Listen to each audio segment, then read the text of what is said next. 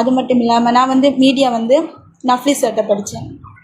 அவருமே வந்து சும்மா சொல்லப்பட அவர் வந்து உண்மைக்குமே வந்து எனி டைம் டவுட் கேட்டாலும் வந்து எந்த முகமும் சொல்லிக்காமல் வந்து எனக்கு வந்து பதில் சொல்லுவார்.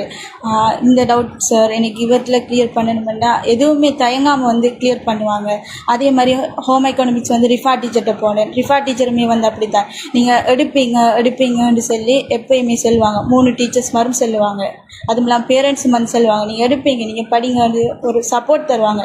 என்னதான் இருந்தாலும் நாம் முயற்சி தான் நம்மள அந்த சப்போர்ட் வந்து அவைய தார ஒரு நம்பிக்கை வந்து நம்மளை வந்து ஒரு சக்ஸஸ்ஃபுல்லாக கொண்டு வரும். ஆனால் 3 சார்மாரும் வந்து முகம் சுளிக்காமல் ஒரு மைண்ட் இல்லாமல் நம்மளோட பிள்ளைகள் படிக்கணும் என்றதுக்காக வேண்டி கடும் அர்ப்பணிப்போட வந்து செஞ்சுருக்காங்க. எங்களுக்கு கிடைச்ச டீச்சர்ஸ் சார்மார் மாதிரி ஏனைய பிள்ளைகளுக்கும் அப்படி கிடைப்பாங்கன்றா பிள்ளைகள் சக்ஸஸ்ஃபுல்லாகலாம். நிச்சயமாக அந்த வளம் இருக்கிறது தானே பிஸ்மி சர்வதேச கல்லூரியில் இருக்கிறது. பிஸ்மி காலேஜில் வந்து